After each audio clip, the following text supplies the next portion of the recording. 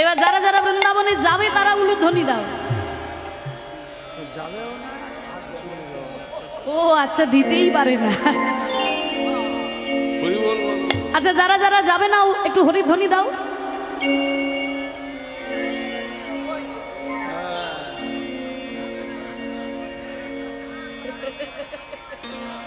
ওইটাই তো আমি বললাম, যারা যারা যাবে না হরিধ্বনি দাও।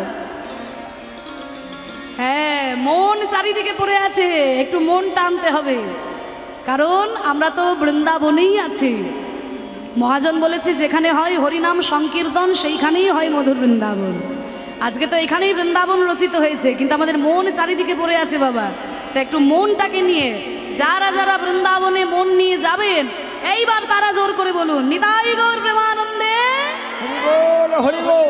বাহ, সবাই যাবে। তা চলো বৃন্দাবনে যাই, কিন্তু বৃন্দাবনে যেতে গেলে তো আর বাংলা কথা চলবে না, সেখানে যেতে গেলে একটু হিন্দি কথা শিখে নেওয়া দরকার। কারণ এতক্ষণ আমরা মহাপ্রভুর সঙ্গে ছিলাম, উনি হচ্ছেন আমাদের বাঙালির ভগবান। আর এখন যার কাছে যাচ্ছি তিনি হলেন উত্তরপ্রদেশের ভগবান। তা তার কাছে যেতে গেলে একটু হিন্দি কথাটা শিখে নেওয়া ভালো, কারণ তিনি বাংলাটা ভালো করে বোঝেন কিনা তার নিয়ে সন্দেহ আছে আর কি। তা চলুন সবাই মিলে যাই। দাদারা আমাকে বলছিল যে মীরার ভজনটা একটু শোনাতে হবে। তা চলুন আমরা সবাই মিলে মীরার একটা হিন্দি ভজন আস্বাদন করতে করতে বৃন্দাবনে যাই। সারে গা পা ধা পা মা ধা পা, পা ধা পা গর গা পা ধা পা গর, রে মা পা ধা পা গর নি ধা, গর মা গর সন রে ধর सा।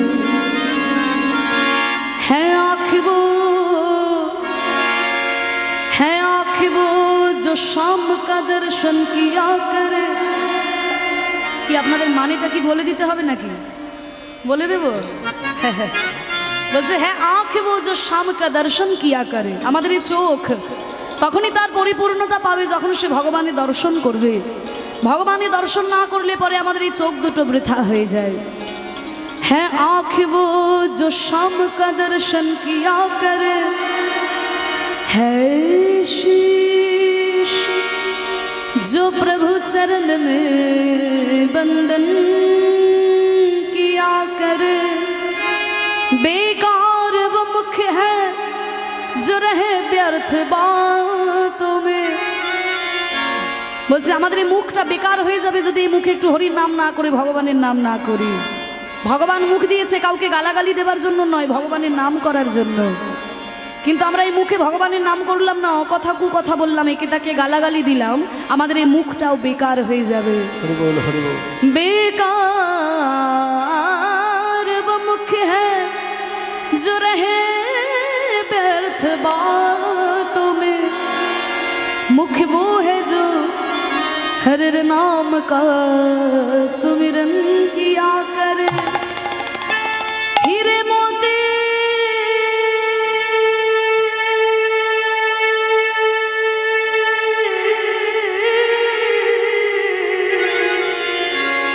हीरे मोती से नहीं शोभा है हाथ की, है हाथ जो भगवान का पूजन किया करे।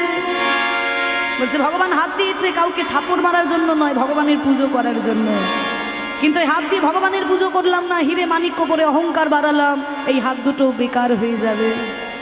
हीरे मोती से नहीं शोभा है हाथ की, है हाथ जो भगवान का पूजन किया करे। मर कर भी अमर नाम है उस जीव का जग में। प्रभु प्रेम में बलिदान जो जीवन किया करे।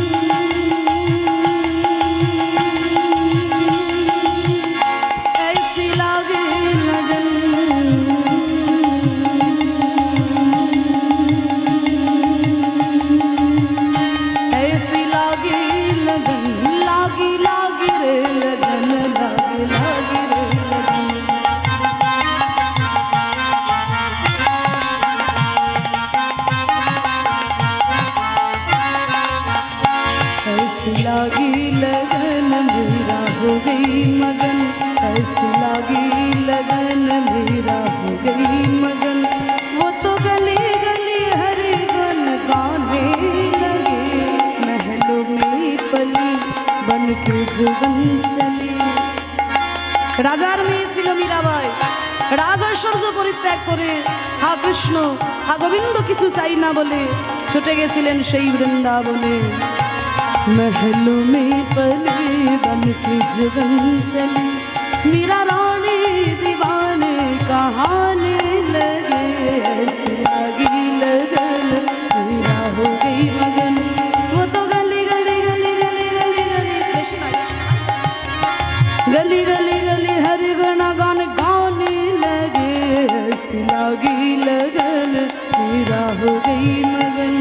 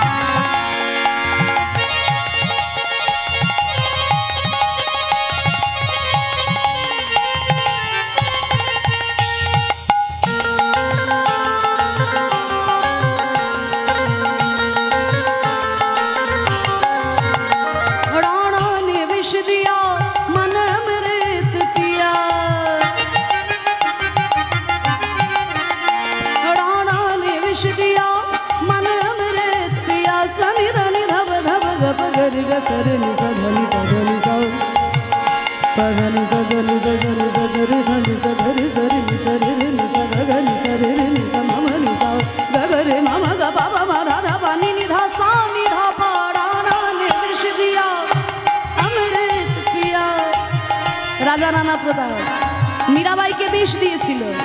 সেই বিষ যখন পান করলো মীরা যেন অমৃত পান করলো। বিষ পান করে যখন মীরার মৃত্যু হলো না, তখন মেবার থেকে নির্বাসন দিল মীরাকে। যখন নির্বাসন দিল, গিরিধারী গোপালকে বুকে জড়িয়ে ধরে বলছে, হে গিরিধর, হে গিরিধারী গোপাল, তোমার এতদিনে আমার প্রতি করুণা হয়েছে। যখন নির্বাসন দিল, তখন বলছে তোমার করুণা হয়েছে, এখন আমি অনায়াসে বৃন্দাবনে যেতে পারবো, আর আমার কোনো বাধা নাই, আর আমার কোনো পিছুটান নাই।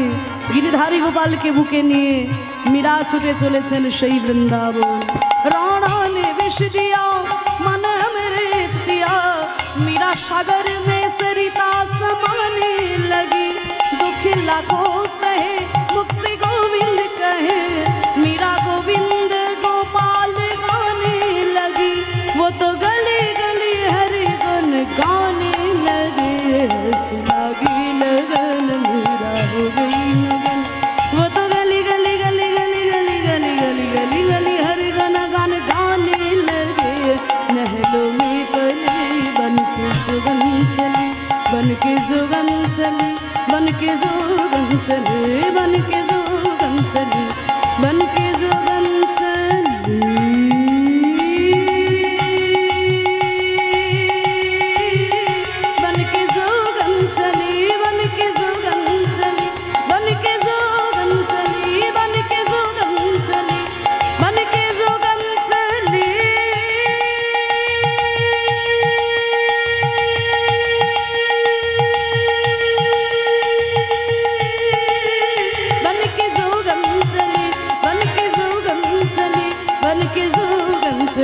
बन के जुगन चली, महलों में पले बन के जुगन चली।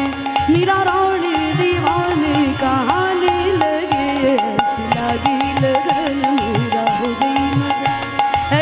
लागी लगन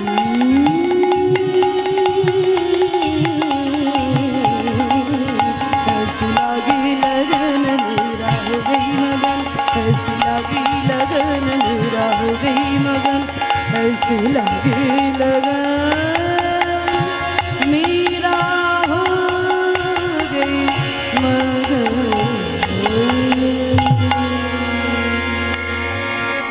निताई गौर प्रेमानंदे हरि हरि बोल बोल वृंदावन धाम की जय। राधा रानी की जय। श्याम सुंदर की जय। गोस्वामी वृंदो की जय। अपन अपन गुरु महाराज की जय। हरिनाम संकीर्तन की जय। আজকের হরিবাসর কি जय মধুময় শ্রীধাম বৃন্দাবনে আমরা এলাম, কিন্তু আমাদের মনকে নিয়ে যেতে হবে বৃন্দাবন। আর মনটা যদি এই বাড়িতে পড়ে থাকে তাহলে বৃন্দাবনে দেহ নিয়ে গিয়েও আমাদের কোনো লাভ হবে না। কারণ মনের আমাদের এমন ক্ষমতা আছে বাবা, যে স্বর্গের মধ্যেও নরক তৈরি করে দিতে পারে, আবার নরকের মধ্যেও স্বর্গ তৈরি করে দিতে পারে। মন যদি আপনার শুদ্ধ হয়, আপনি যদি নরকে বসে থাকেন সেখানেই স্বর্গের অনুভূতি পাবেন।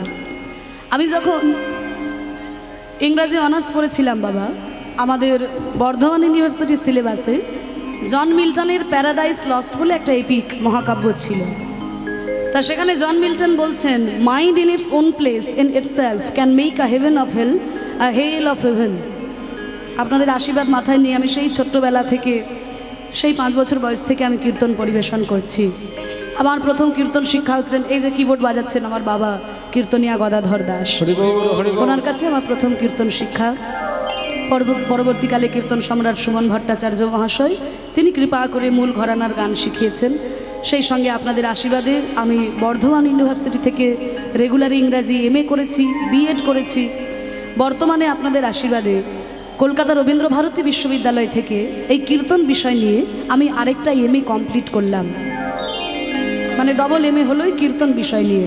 আপনারা আশীর্বাদ করবেন যেন এইভাবে হরিনামের সঙ্গে সঙ্গে শিক্ষাও আমি চালিয়ে যেতে পারি সাধুগুরু বৈষ্ণবের কৃপায়। এইভাবে হরিনাম করেই কীর্তন গেয়েই যেন জীবন অতিবাহিত হয়। নিতাই গৌর হরি বল हरि बोल हरि बोल हरि बोल। তা যে কথা বলছিলাম, আমি যখন অনার্স পড়েছিলাম আমাদের সিলেবাসে মোটামুটি ইংরাজি অনার্স যদি কেউ পড়েন আপনাদের এটা পড়তেই হয়, জন মিল্টনের প্যারাডাইস লস্ট। তা সেখানে জন মিল্টন বলছেন, mind in its own place in itself can make a heaven of hell a hell of heaven. Mind in its own place মানে মন তার নিজের জায়গায়, ইন ইটসেলফ তার নিজের মধ্যে, can make a heaven of hell মানে নরকের মধ্যেও স্বর্গ তৈরি করে নিতে পারে, আ হেল অফ হেভেন আবার স্বর্গের মধ্যেও নরক তৈরি করে নিতে পারে। মন যদি আপনার শুদ্ধ হয়, আপনি যদি নরকে বসে থাকেন সেখানেই স্বর্গের অনুভূতি পাবেন।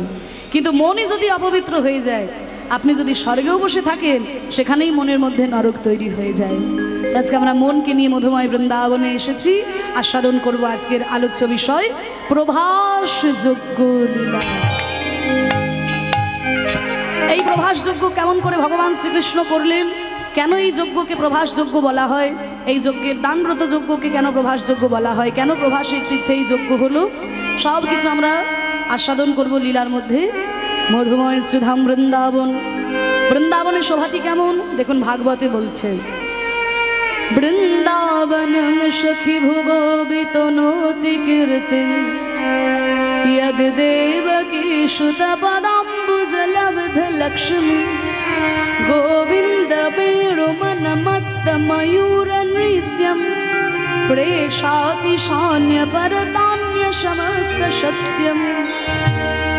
বলছে বৃন্দাবনের সখী ভুব বিতনতি কীর্তি। দেখো সখী, বৃন্দাবনের কীর্তি আজকে সারা ভুবনে সারা পৃথিবীতে ছড়িয়ে পড়েছে। তাহলে কীর্তি কখন ছড়ায়? কীর্তি ছড়ানো মানে কি বাবা? নাম ফাটে। বলে কারোর নাম কখন ফাটে? বলে কারোর নাম তখনই ফাটে যখন কারোর কপালে লক্ষ্মী লাভ হয়। কপালে যদি লক্ষ্মী লাভ হয় তখনই নাম ফাটে। বুঝতে পারছেন না তো? একটু উদাহরণ দিয়ে বলি, বুঝতে পারবেন। মনে করুন একটা বাচ্চা ছেলে চায়ের দোকানে কাজ করে, এবার সেই ছেলেটাকে কিন্তু কেউ তার নাম জানার চেষ্টাই করে না, সবাই দেখতে পেলে একটা ধমক বসিয়ে দেয়,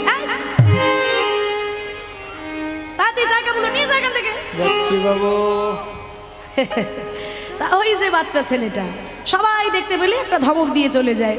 কেউ কি ডেকে জিজ্ঞাসা করে, খোকা এদিকে এসো, তোমার নাম কি? কেউ জিজ্ঞাসা করে না।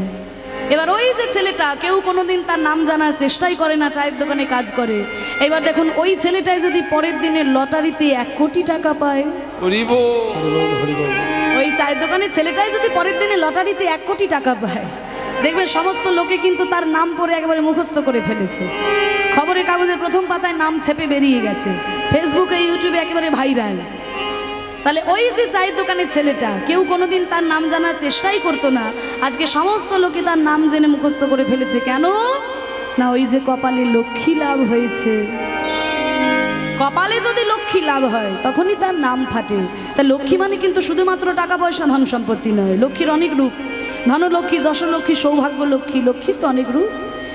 তা বলছে বৃন্দাবনের নামগন্ধই কেউ জানতো না। ওই তো উত্তরপ্রদেশের ছোট্ট ঝোপে পাহাড়ের নিচে একটা গ্রাম, কিন্তু দেখুন আজকে সারা পৃথিবীর লোকে বৃন্দাবনকে চেনে। কেন না, বৃন্দাবনের কপালে লক্ষ্মী লাভ হলো। লক্ষ্মীটা কি? ইয়াদ দেবকী সুত পদাম্বুজ লব্ধ লক্ষ্মী। দেবকী সুত মানে দেবকীর পুত্র কৃষ্ণের চরণরূপী লক্ষ্মী যখন বৃন্দাবনের মাটিতে পড়ল, বৃন্দাবনের সৌভাগ্য লক্ষ্মী উদয় হলো, আর বৃন্দাবনের নাম সারা পৃথিবীতে ছড়িয়ে পড়ল। সেই গোবিন্দ বৃন্দাবনে এসে কি করলেন? গোবিন্দ বেণু বাঁশি বাজালেন।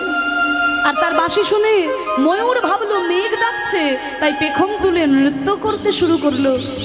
গোবিন্দ বেণু মনমত্ত ময়ূর নৃত্য। বাঁশি শুনে ময়ূর পেখম তুলে নৃত্য করছে, আর ময়ূরের নৃত্য দেখে অন্যান্য পশু পাখি তারাও ভাবলো আমাদের আনন্দের সময়, আনন্দে গুণগান করতে লাগলো।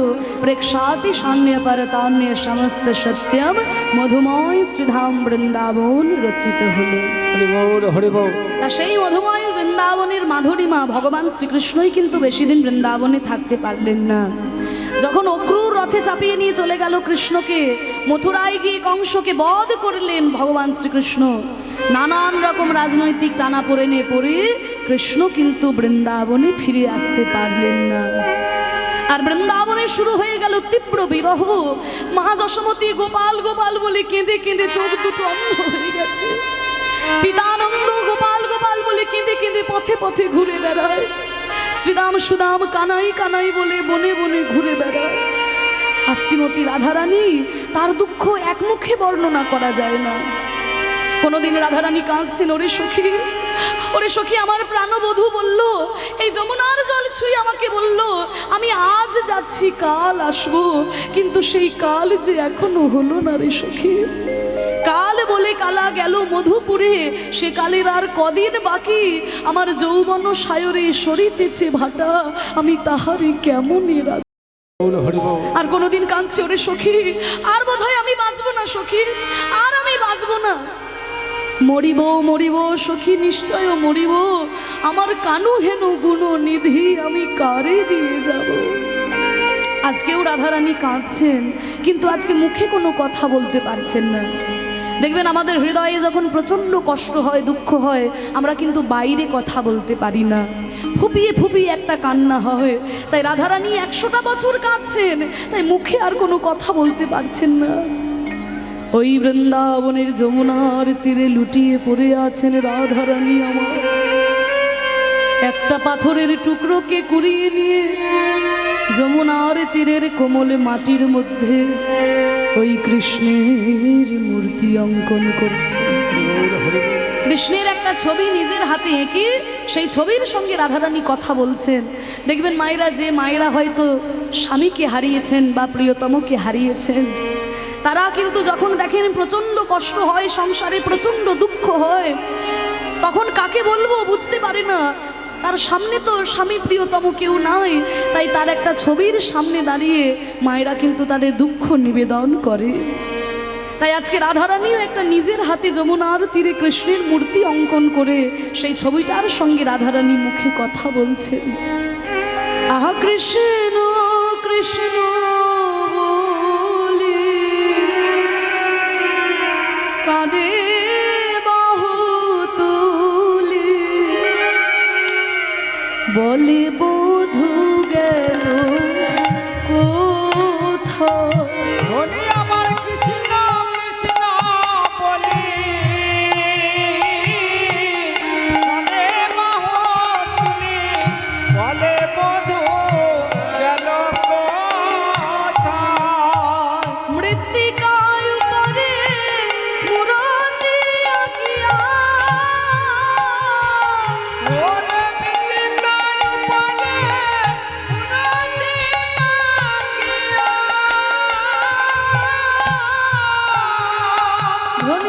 তার সনে কহে কথা গো, তার সনে কহে কথা।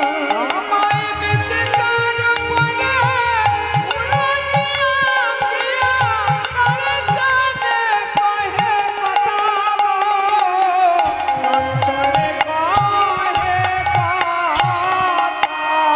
বধূ একবার কথা কহে, রণবধূ একবার কথা কহে, আমি অনেক দিন তো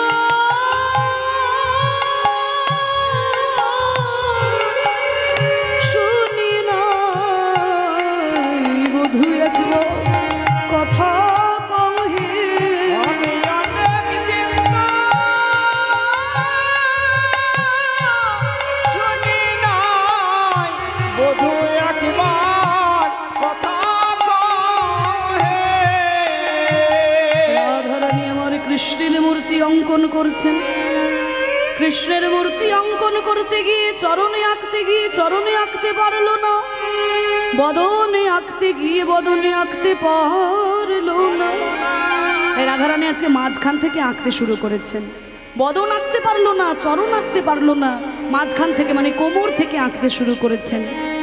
আঁকি আসে কোটি পরাইল ধটি, কত যতনে ইয়ার। ধনী আমায় আঁকিয়াছে কোটি, পলাইল ধনী, কত যতনা প্যারে।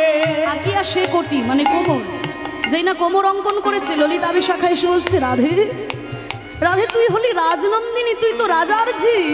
ছোটবেলা থেকে তুই রীতিমতো গুরু ধরে আঁকা শিখেছিস, তুই কি আঁকতে ভুলে গেলি রাধে? ওরে আঁকতে হলে হয় বদন থেকে শুরু করতে হয়, তা না হলে চরণে থেকে শুরু করতে হয়। এমন ভাবে মাঝখান থেকে কি কেউ আঁকতে শুরু করে? তুই কি আঁকতে ভুলে গেলি রাধে? রাধারানী বলছে, ওরে ললিতাই ওরে বিশাখা, আমি তো আঁকতে ভুলি নাই। আমি যখন গোবিন্দের বদনে আঁকতে গেলাম, ওই চাঁদ বদনে মনে করে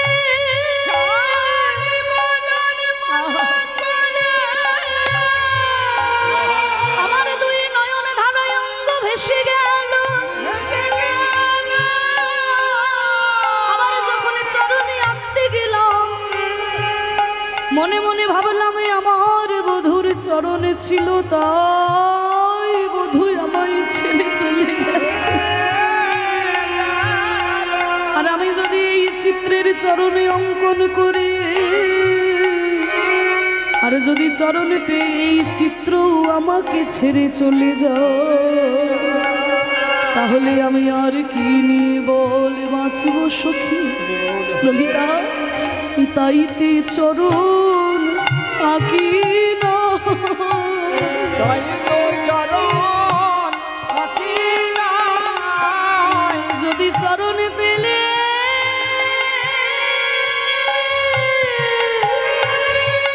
এই চিত্র চলে যায়, অভাগিনীর কপাল ভালো নয় রে। নিতাই গৌর হরি বল। অভাগীর কপাল ভালো নয় রে, চলে যায়, কপাল ভালো নয় রে। চরণ পেলে চিত্র চলে যায়, তাই তো চরণ আঁকি নাই। আবার নাভি সরোবর আঁকিল তারপর, নাভি সরোবর আঁকিল তারপর। কত যতন করে গো, কত যতন করে। আমায় কত যতন করি গো, কত যতন করি। নাভি সরোবর আঁকিল তারপর, কোমরের পরে নাভি অঙ্কন করেছে। যেই না কোমরের উপরে নাভি এঁকেছে, ললিতা বিশাখা বুঝলো আচ্ছা তাহলে ছবিটা উপরের দিকেই উঠছে। নাভি যখন এঁকেছে তাহলে উপরের দিকে উঠছে। এবার কি অঙ্কন করছে রাধারানী আমার? নাভির ওপরে শ্যামের বাহু দুটি আঁকি, ছলো ছলো আঁকি মুরলি দিল সেই করে।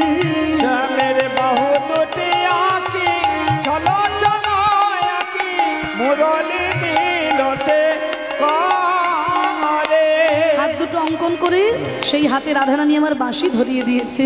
আর বাঁশি ধরিয়ে দিয়ে রাধারানী বলছে, ও প্রাণবধূ, এই তো তুমি বাঁশি পেয়েছো বধূ, আর দাঁড়িয়ে কেন? একবার তেমন করে বাজাও বাঁশি, একবার তেমন করে বাজাও বাঁশি। সেদিন যেমন বাজাইছিলে তেমন করে তুমি বাজাও বাঁশি। তুমি সেদিন কোন বাজিয়েছিলে, যে বাঁশি শুনে হলাম দাসী, তুমি সেদিন কেমন বাজিয়েছিলে, যে বাঁশি শুনে আমি হলাম দাসী। তুমি সেদিন কেমন বিদায় বাজিয়েছিলে, হরি বল। হলাম দাসী তুমি সেদিন কেমন বাজিয়েছিলে, বাজিয়েছে কেমন করে বাজাও আবার কম্বু কণ্ঠ কিবা অপরূপ শোভা, কণ্ঠ কিবা অপরূপ শোভা। বদন আঁকিল পরে গো, বদন আঁকিল পরে। আমায় বদন আঁকিল পরে গো, বদন আঁকিল পরে। কম্বু কণ্ঠ কিবা অপরূপ শোভা বদন আঁকিল পরে। কম্বু মানে হচ্ছে শাঁখ, শঙ্খ। ওমা, শঙ্খের গায়ে দেখবে কেমন ভাঁজ ভাঁজ দাগ থাকে না? সব শঙ্খে কিন্তু থাকে না, কিছু কিছু শঙ্খে থাকে। তারপর গোবিন্দের কণ্ঠের মধ্যে তেমন শাঁখের মতো ভাঁজ ভাঁজ দাগ, তা সেই শঙ্খের মতো দাগগুলো এঁকে দিয়েছে রাধারানী। এইবার বাঁশি ধরিয়ে দিয়ে কণ্ঠটা এঁকেছে, তার উপরে মুখমণ্ডল লাগছে।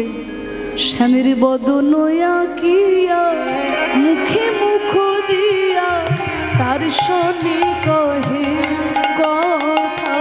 শ্যামের বদন আঁকিয়া মুখে মুখ দিয়া তার সনে কহে কথা। যে না বদনটা এঁকেছে, একেবারে মুখের সামনে রাধারানী মুখটা নিয়ে গিয়ে বলছে, বধূ, ও বধূ, বধূ গো, এই দাসীর কথা কি মনে পড়ে না?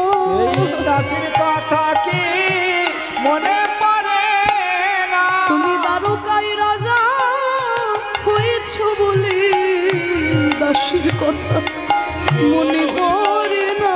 তুমি দ্বারকায় রাজা হয়েছ বলে, এই বৃন্দাবনের রাখাল রাজা, তুমি দ্বারকায় রাজা হয়েছ বলে, এই বৃন্দাবনের রাখাল রাজা, নিতাই রাম বলে হরিব। আমি রাখাল রাজা তুমি দ্বারকায় রাজা হয়েছ বলে। রাখাল রাজা দাসীর কথা কি মনে পড়ে? দাস যদুনাথ কয় ওহে রসময়, আসিয়া দেখো হে থাগো, আসিয়া দেখো হে থাগো।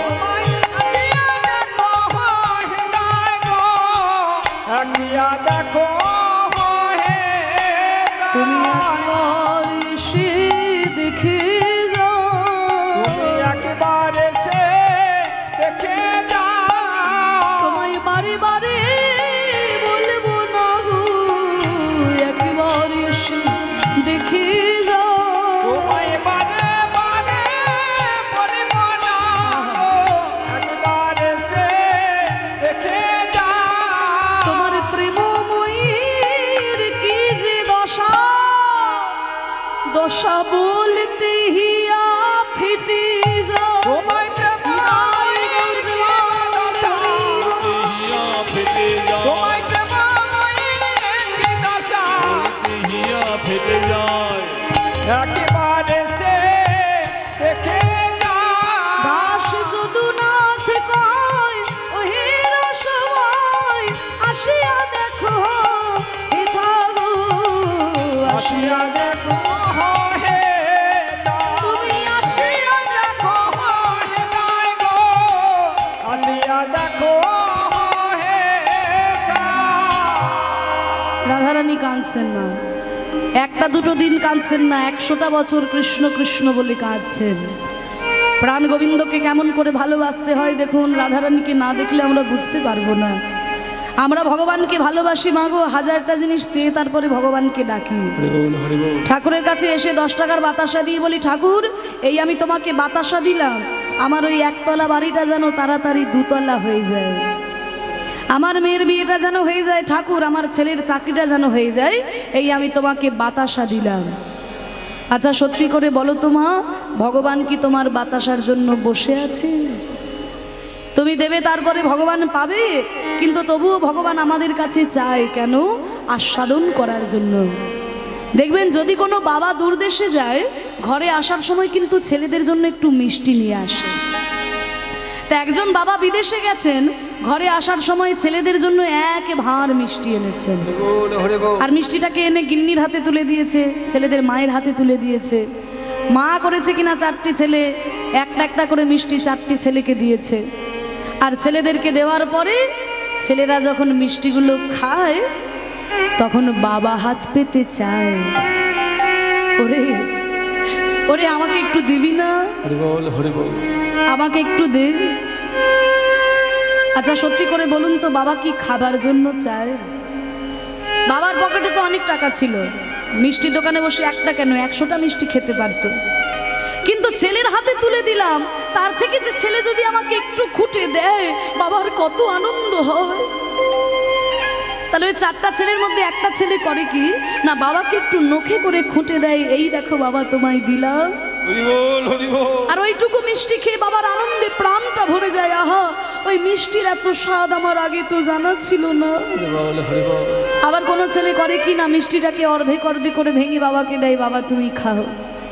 আবার কোনো ছেলে গোটা মিষ্টিটাই বাবার মুখে গুজে দেয়, বাবা তুমি খাও, আর অনেক মিষ্টি আছে আমি পরে খাবো, বাবা তুমি খাও। আবার কোনো ছেলে করে কি না, ওই মিষ্টিটাকে মাটিতে ছুঁড়ে ফেলে দেয়, তবু বাবাকে দিতে মন হয় না। তা যিনি আমাদের বিশ্ব ব্রহ্মাণ্ডের মালিক, আমাদের সকল কিছু দান করে আজকে কলিযুগে হাত তুলে দাঁড়িয়ে আছেন, ওগো কলিজীব আমি যে তোমাদের এত কিছু দিলাম, তোমরা আমাকে কিছু দেবে না, আমাকে কিছু দাও।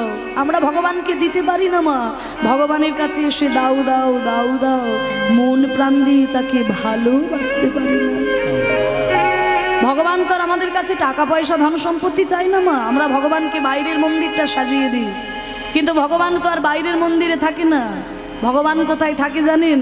ভগবান মন্দিরে থাকেন না, মসজিদে থাকেন না, গয়াকাশী বৃন্দাবনে থাকেন না। ভগবান কোথায় থাকে জানেন?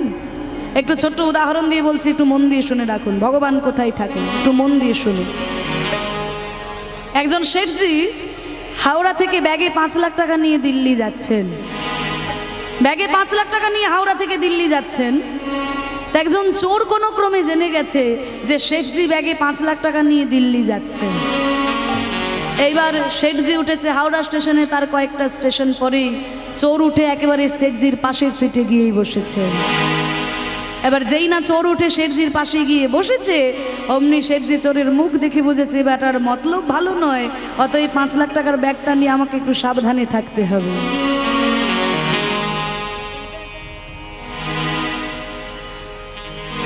পাঁচ লাখ টাকার ব্যাগটা নিয়ে আমাকে একটু সাবধানে থাকতে হবে। এবার দেখুন, শুধু ধন থাকলে হয় না বাবা, ধন রক্ষা করতেও জানতে হয়। শেঠজি যেমন ধন বইতে জানেন, ধন রক্ষা করতেও তিনি জানেন। 5 লাখ টাকার ব্যাগটাকে তিনি কোলের মধ্যে চেপে বসে আছেন। এবার চোর মনে মনে চিন্তা করছে কখন শেঠজি বাইরে যাবে, আর সেই সুযোগে আমি ব্যাগ থেকে 5 লাখ টাকাটা বের করে নেব। দেখতে দেখতে চোরও আর বাইরে যায় না, শেঠজি আর বাইরে যায় না। ধীরে ধীরে ট্রেনটা হাওড়া থেকে ধানবাদ স্টেশন পৌঁছে গেল। চোর মনে মনে চিন্তা করছে 4-5 ঘন্টা তো কেটে গেল, শেঠজি তো আর বাইরেই যাচ্ছে না, যাই আমি একটু বাইরে থেকে হাত পাটা ছাড়িয়ে আসি। এবার যেই না চোর গেছে বাইরে হাত পা ছাড়াতে, শেঠজি মনে মনে চিন্তা করছে বাবা এই আমার ভালো সুযোগ, এই সুযোগে আমার 5 লাখ টাকাটা তাড়াতাড়ি কোথাও সরিয়ে ফেলতে হবে। এই বলে করলেন কি, ব্যাগ থেকে 5 লাখ টাকাটা বের করে একটা নির্জন জায়গায় রেখে দিলেন, অন্যত্র রেখে দিলেন যাতে চোর খুঁজে না পায়। পরক্ষণেই চোর এসে শেঠজির পাশে বসেছে। তখন শেঠজি চোরকে ডেকে বলছে, ও ভাই আমার এই ব্যাগটা একটু দেখো তো, আমি বাইরে থেকে আসছি। চোর মনে মনে চিন্তা করছে আমি তো এই সুযোগের অপেক্ষাতেই বসেছিলাম, হ্যাঁ? তুমি কখন বাইরে যাবে আর সেই সুযোগে আমি ব্যাগ থেকে 5 লাখ টাকাটা বের করে নেব। আর যেই না শেঠজি বাইরে গেছে, চোর আর বিলম্ব না করে যেই না তাড়াতাড়ি করে ব্যাগের চেনটা খুলেছে, দেখে ফাঁকা, টাকা নয়। একি আমি পাকা খবর নিয়ে এলাম, শেঠজি ব্যাগে 5 লাখ টাকা নিয়ে দিল্লি যাচ্ছে, তাহলে আমার খবর তো কোনোদিন ভুল হয় না। তবে আমার মতো চোরকে ফাঁকি দিয়ে শেঠজি টাকাগুলো কোথায় রাখলেন ভেবে পাচ্ছে না। দেখতে দেখতে ট্রেনটা দিল্লির কাছাকাছি পৌঁছে গেল। চোর মনে মনে চিন্তা করছে আমি এমন চোর, আজ অব্দি কারোর বাড়িতে চুরি করতে গিয়ে আমি খালি হাতে ফিরি নাই, আর আজকে আমি ওই শেঠজির কাছে হেরে যাব। নিজের হারটাকেও চোর মেনে নিতে পারছে না। তখন শেঠজির কাছে এসে বলছে, শেঠজি আমি ভালো মানুষ নই, আমি একজন চোর, আমি ভালো মানুষ নই। তা আমার কাছে পাকা খবর ছিল আপনি ব্যাগে 5 লাখ টাকা নিয়ে দিল্লি যাচ্ছেন। আপনি যখন ওই বাইরে গেলেন, আমি আপনার ব্যাগের চেনটা খুলে দেখলাম ফাঁকা। তা শেঠজি আপনি যদি আমাকে একটু দয়া করে বলেন, আমার মতো চোরকে ফাঁকি দিয়ে আপনি টাকাগুলো কোথায় রেখেছেন? না না, আপনি ভয় পাবেন না, চুরি আমি আর করব না। চুরি করার স্বাদ আমার মিটে গেছে, চুরি আমি করব না। আমি শুধু জানতে চাই, আমি এমন চোর আজ অব্দি কারোর বাড়িতে চুরি করতে গিয়ে আমি খালি হাতে ফিরি নাই, সেই চোরকে ফাঁকি দিয়ে আপনি টাকাগুলো কোথায় রেখেছেন? তখন শেঠজি বলছে, শোনো ভাই, তুমি যেমন আমাকে সত্যি কথাটা বললে, এবার আমিও তোমাকে সত্যি কথাটা বলি। তুমি যখনই আমার পাশে উঠে বসলে, আমি তোমার মুখ দেখে বুঝেছিলাম তোমার মতলব ভালো নয়। তাই তুমি যেমন অপেক্ষা করছিলে আমি কখন বাইরে যাব, তেমনি আমিও অপেক্ষা করছিলাম তুমি কখন বাইরে যাবে। আর যেই না তুমি আমার আগে বাইরে গেলে, আমি কি করেছি জানো? আমি ওই আমার ব্যাগ থেকে টাকাটা বের করে আমি ওই তোমার ব্যাগের মধ্যে রেখে দিয়েছি। আমি তোমার ব্যাগের মধ্যে রেখে দিয়েছি, কারণ আমি নিশ্চিত জানি তুমি আমার ব্যাগটা খুঁজে দেখবে, কিন্তু নিজের ব্যাগটা একবারও খুঁজে দেখবে না। তোমার ওই ব্যাগটাতে আমি গুনে গুনে দেখলাম 9টা জায়গায় তালি মারা আছে, মানে পটি মারা আছে। এই নবতালিযুক্ত ব্যাগ বাবা আমাদের এই দেহ ব্যাগ, এই নবতালিযুক্ত ব্যাগ, 2 কান 2 চোখ 2 নাকে ছিদ্র, মুখ পায়ু উপস্থ, এই নবতালিযুক্ত ব্যাগ ভগবান সব জায়গা থেকে ছেড়ে দিয়ে লুকিয়ে আছেন আমাদের এই হৃদয় মন্দিরে। কারণ ভগবান নিশ্চিত জানেন মানুষ আমাকে সর্বত্র খুঁজে বেড়াবে, কিন্তু নিজের হৃদয়টা একবারও খুঁজে দেখবে না, নিজের হৃদয়টা একবারও খুঁজে দেখবে না। তাই তো বিশ্বকবি রবীন্দ্রনাথ বলেছেন, আমার হিয়ার মাঝে লুকিয়েছিলে, দেখতে আমি পাইনি তোমায়, দেখতে আমি পাইনি। বাহির পানে চোখ মেলেছে, বাহির পানে আমার হৃদয় পানে চাইনি, আমার হিয়ার মাঝে লুকিয়েছিলে, দেখতে আমি পাইনি তোমায়, দেখতে আমি পাইনি। আমার সকল ভালোবাসায় সকল আঘাত, সকল আশায়, আমার সকল ভালোবাসায় সকল আঘাত, সকল আশায় তুমি ছিলে আমার কাছে, তুমি ছিলে।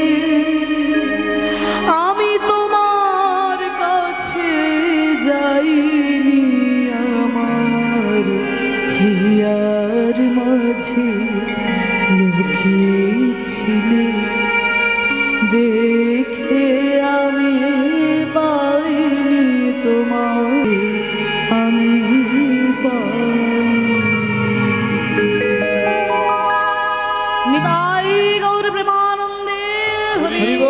হরি বল হরি বল। তাই ভগবান নিজ মুখে বলেছেন, নাহং তিষ্ঠামি বৈকুণ্ঠে যোগিনং হৃদয় নাচ মদ ভক্তা যত্র গায়ন্তি তত্র তিষ্ঠামি নারদ। হে নারদ, আমি বৈকুণ্ঠে থাকি না, আমি যোগীর হৃদয়ে থাকি না, আমি থাকি আমার ভক্তের হৃদয়ে, আমি থাকি আমার ভক্তের হৃদয়ে। তাহলে মাগো, এই হৃদয়ের মধ্যে ভগবান বিরাজ করছে। আমরা বাইরের মন্দির ভগবানের জন্য সাজিয়ে দিই, কিন্তু এই হৃদয়ের মন্দিরটা ভগবানের জন্য সাজাতে পারি না। তাই হৃদয়ের মন্দির যারা সাজিয়েছেন, ভগবান তাদের হৃদয়ে বিরাজ করেছেন। আজকে শ্রীমতী রাধারানী 100টা বছর কৃষ্ণ বলে কাঁদছেন।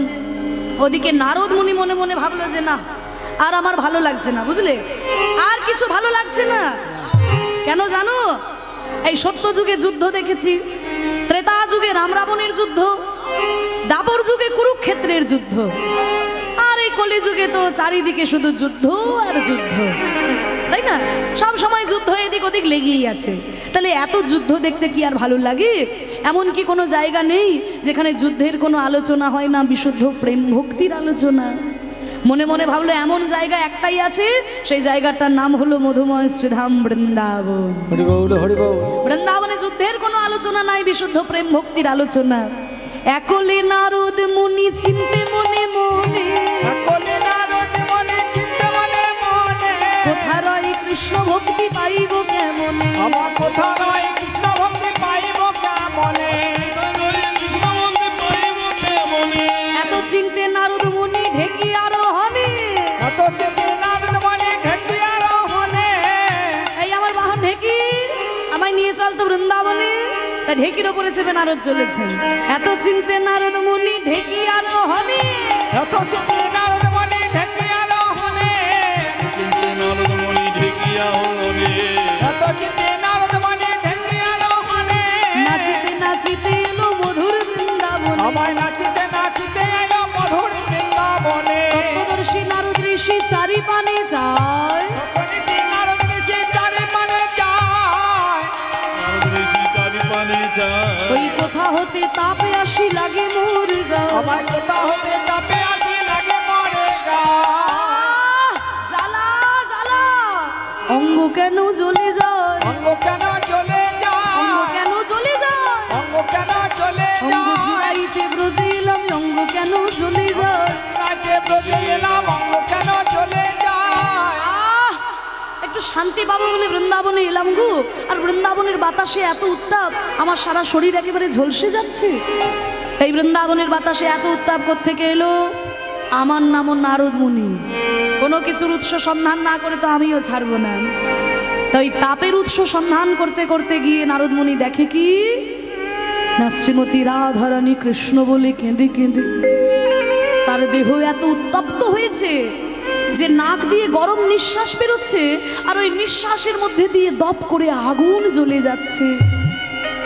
এমন ভাবে দেহ উত্তপ্ত হয়েছে কৃষ্ণ বিরহানলে যে একেবারে নাক দিয়ে নিঃশ্বাসের মধ্যে আগুন জ্বলে যাচ্ছে। নারদ মুনি মনে মনে ভাবলো, বিরহ আমি অনেক দেখেছি, কিন্তু রাধারানীর মতো এমন বিরহ কোনোদিন দেখি না।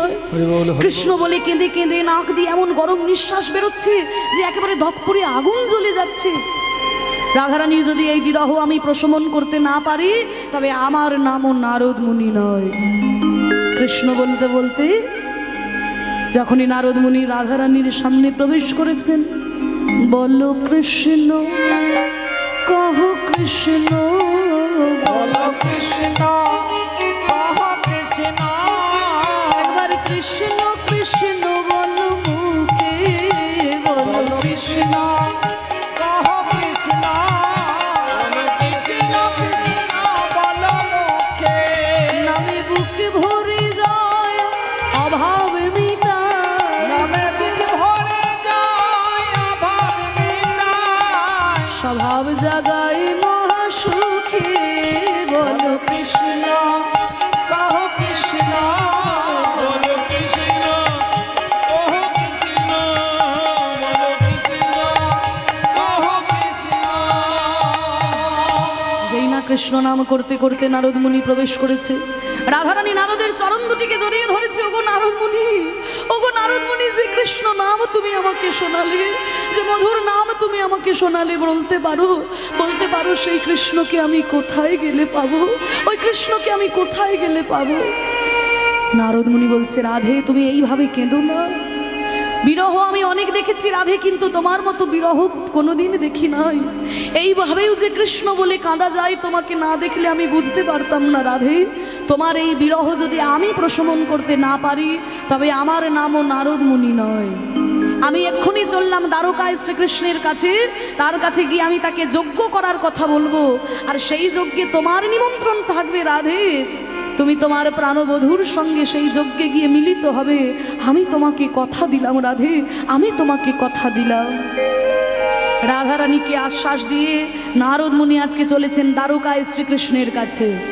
যখন দ্বারকায় শ্রীকৃষ্ণের কাছে যাচ্ছেন নারদ মুনি, সাধের বীণা যন্ত্রকে বলছে, ওরে বীণা, অনেক তো তুই নারায়ণের নাম করলি, কৃষ্ণ নাম করলি, শুনেছি নাকি ভগবানের থেকে ভক্ত অনেক বড়। তাহলে চল, আজকে রাধারানীর বিরহ তো দেখলাম, আজকে একটু রাধা নাম গাইতে গাইতে আমরা দ্বারকায় যাই। বলো বলো যন্ত্র, ওই রাধা নাম মন্ত্র, জাগ যজ্ঞ ব্রত কিছু নাহিয়া।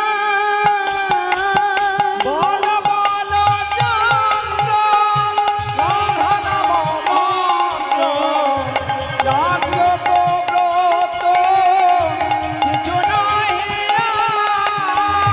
বলো বলো যন্ত্র, রাধা নামে মন্ত্র, যাগ যজ্ঞ ব্রত কিছু নাহিয়া। আহা বলো বলো বিনে, ওই রাধা নাম বিনে, বলো বলো বিনে, রাধা নাম বিনে। এই ত্রিভুবনে কিছু নাহিয়া। এই ত্রিভুবনে কিছু নাহিয়া। বলো বলো যন্ত্র, রাধা নাম মন্ত্র, জাগ যজ্ঞ ব্রত কিছু নাহিয়া। বলো বলো যন্ত্র, রাধা নাম মন্ত্র, জাগ্রত ব্রত কিছু নাহিয়া।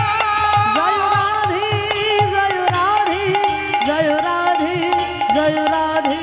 জয় রাধে জয় রাধে জয় রাধে জয় রাধে। জয় রাধে জয় রাধে জয় রাধে জয় রাধে। জয় রাধে জয় রাধে জয় রাধে জয় রাধে। রাধা রানী কি জয়। রাধা রানী কি জয়। রাধা রানী কি জয়। কে দ্বারকার শুষ্ক পথে আমার সাধন ভজনের নাম রাধা নাম কে গাইছে? দেখুন, ভক্ত যেমন ভগবানের জন্য ব্যাকুল হয়, ভগবানও যে ভক্তের জন্য ব্যাকুল হয়। আজকে রাধারানী যেমন কৃষ্ণের জন্য বিরহে ব্যাকুল হয়েছেন, ক্রন্দন করছেন, আজকে প্রাণ গোবিন্দও যে রাধারানীর বিরহে পাগল। কারণ ভক্তের সাধনা ছোটে আর ভগবানের করুণা নামে। সাধনা ঊর্ধ্বগামী, করুণা নিম্নগামী। সাধনা ছোটে, করুণা নামে, তবেই তো ভক্ত ভগবানের মিলন হয়। রাধারানী সাধনা করছেন, সাধনা উঠছে আর ভগবানের করুণা নামছে। কে শোনালো আমাকে এই রাধা নাম? ওই রাধা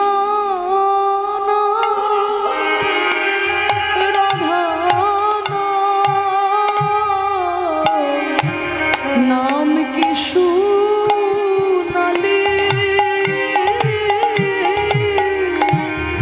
আর শুনাইয়া মোর মন প্রাণ জুড়াইলে গো।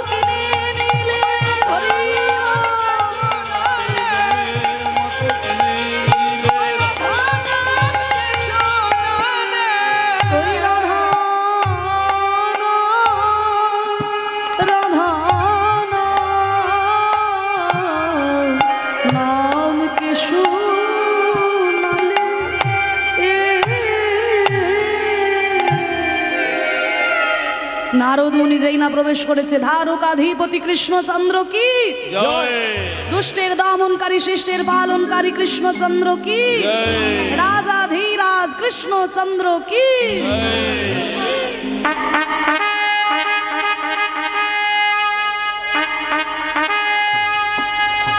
যেই না নারদ মুনি প্রবেশ করেছে, ভগবান শ্রীকৃষ্ণ বলেন, আচ্ছা নারদ মুনি এসেছেন, আসুন আসুন আসুন দেবর্ষিবাদ আসুন। অনেকদিন পরে আপনাকে দেখে মনটা আনন্দে ভরে গেল। তা যাক, আপনি সবসময় নারায়ণ নারায়ণ নাম করতে করতে আসেন, কি ব্যাপার আজকে আমার সাধন ভজনের নাম রাধা নাম গাইতে গাইতে আপনি আসছেন? এই যে কৃষ্ণচন্দ্র, আমি হলাম মুনি ঋষি মানুষ, ভাবের ঘোরে আমি কখন কৃষ্ণ নাম করব, কখন নারায়ণের নাম গাইব, আর কখন রাধারানীর নাম গাইব, তার জন্য কি তোমাকে জবাবদিহি করব? বলে না না, আমাকে কেন জবাবদিহি করবেন, আপনি তো ওই রাধা নাম করেন না, তাই আমি মনে প্রশ্ন হলো আর কি। শোনো কৃষ্ণচন্দ্র, তুমি কি ভেবেছো তুমি একাই অবতার হয়ে এসেছো? তোমার মতো কত বড় বড় অবতার আমি দেখেছি, ভবিষ্যতেও কত বড় বড় অবতার দেখব। বলে কেন আজকে হঠাৎ আমাকে এই কথা বলছেন? আরে বলবো না, এই যে তুমি এত বড় কুরুক্ষেত্রে যুদ্ধ বাঁধিয়ে দিলে, তা ভালোই করেছো, মাঝে মধ্যে আবার যুদ্ধ না করলেও হয় না। হ্যাঁ, কারণ গীতার পাতায় ভগবান শ্রীকৃষ্ণ নিজেই বলেছেন, যদা যদা হি ধর্মস্য গ্লানির্ভবতি ভারত অভ্যুত্থানম অধর্মস্য তদাত্মানম সৃজাম্যহম পরিত্রাণায় সাধুনাং বিনাশায় চ দুষ্কৃতাং ধর্ম সংস্থাপনার্থায় সম্ভবামি যুগে যুগে। যখন যখন ধর্মের গ্লানি হয়, অধর্মের বিকাশ হয়ে যায়, তখন সাধুদেরকে রক্ষা করার জন্য, অসাধুদেরকে বিনাশ করার জন্য যুগে যুগে আমি অবতার হয়ে জন্মগ্রহণ করি। তা তুমি যুদ্ধ করেছো, ভালোই করেছো, হ্যাঁ, অধর্মের বিনাশ করেছো, ধর্মের প্রতিষ্ঠা করেছো, সবই ঠিকই আছে। কিন্তু শোনো কৃষ্ণচন্দ্র, যুদ্ধ যখন হয়, যুদ্ধে কিন্তু অনেক ধার্মিক লোকের প্রাণ চলে যায়। কি বলেন বাবা? যুদ্ধ যখন হয়, যুদ্ধে যারা মরে যায়, সবাই কি অধার্মিক হয়? রাম রাবণের যখন যুদ্ধ হলো, রাবণের দলে সবাই কি অধার্মিক ছিল? সেখানে তো বিভীষণের পুত্র তরণী সেনও ছিল, সারা গায়ে রাম নাম লিখে এসেছিল, কিন্তু তবুও তাকে মরতে হয়েছিল। কেন? যেহেতু অধর্মের দলে নাম লিখিয়েছে। তাই যুদ্ধে যখন হয়, যুদ্ধে অনেক ধার্মিক লোকের প্রাণ চলে যায়। তা তুমি যে এই এত বড় কুরুক্ষেত্রের যুদ্ধ বাঁধালে, তা এই যুদ্ধেও তো অনেক ধার্মিক লোকের প্রাণ চলে গেছে, তাই তার প্রায়শ্চিত্ত স্বরূপ যজ্ঞ করতে হয়। তাহলে ত্রেতা যুগে যখন রাম রাবণের যুদ্ধ হয়েছিল, রামচন্দ্র প্রায়শ্চিত্ত করার জন্য করেছিল অশ্বমেধ যজ্ঞ। তা তুমি যে এত বড় যুদ্ধ বাঁধালে, কুরুক্ষেত্রের যুদ্ধ, কত ধার্মিক লোক সব মরে গেল, তা তুমি তো কোনো যজ্ঞ টজ্ঞ করলে না। বলে কেন? যুধিষ্ঠির তো করেছে রাজসূয় যজ্ঞ। আরে যুধিষ্ঠির করেছে, যুধিষ্ঠির তার ফল পাবে। আমি ভাত খেলে তোমার পেট ভরবে? তাহলে আমি ভাত খেলে যেমন তোমার পেট ভরবে না, যুধিষ্ঠির যজ্ঞ করেছে, যুধিষ্ঠির তার ফল পাবে। তুমি কি যজ্ঞ করলে আমাকে বলো? বলছে না, আমি তো কোনো যজ্ঞ করিনি। হ্যাঁ, ওইটা বলার জন্যই এসেছি আর কি। আমার কথা যদি শোনো, তুমি একটা যজ্ঞ করো। তা কি যজ্ঞ করার পরামর্শ আপনি দিচ্ছেন নারদ মুনি? শোনো, ত্রেতায় রামে রাজা ছিল, অশ্বমেধ যজ্ঞ করল,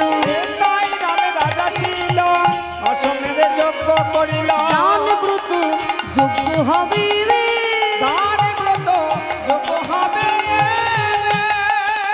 ত্রেতা যুগে রামচন্দ্র করেছে অশ্বমেধ যজ্ঞ, যুধিষ্ঠির করেছে রাজসূয় যজ্ঞ, তুমি করবে দান ব্রত যজ্ঞ।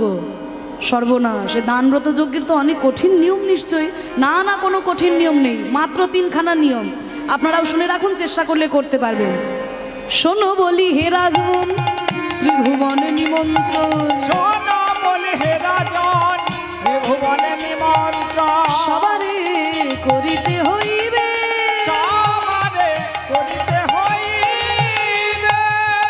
ত্রিভুবনে নিমন্ত্রণ করতে হবে, কাউকে বাদ দেওয়া যাবে না। স্বর্গে দেবতা, মর্তের মানুষ, পাতালে নাগকুল, দৈত্যকুল, কাউকে বাদ দেওয়া যাবে না, সবাইকে নিমন্ত্রণ করতে হবে। এটা হচ্ছে প্রথম নিয়ম। দ্বিতীয় নিয়ম কি? যে যা চাইবে তাই দিবে, সবার আশা মিটাইবে, সবার আশা মিটাইবে, দান সবাইকে করবে হাসি মুখে, দান সবাইকে করবে হাসি মুখে, যে যা চাইবে তাকে তাই দিতে হবে, হ্যাঁ, কিন্তু মুখে যেন হাসি থাকে বাবা। অনেকে আছে দেখবেন প্রচুর দান করে, অনেক দান করছে, সারা মুখের ভাবটা এমন করে থাকে যে দান নিতে ইচ্ছে করে না, বাংলার পাঁচের মতো দান নিতে ইচ্ছে করে না। বলছে শোনো বাবা, সাধ্য মতো দান করবে, মুখে যেন হাসি থাকে, মনে যেন না।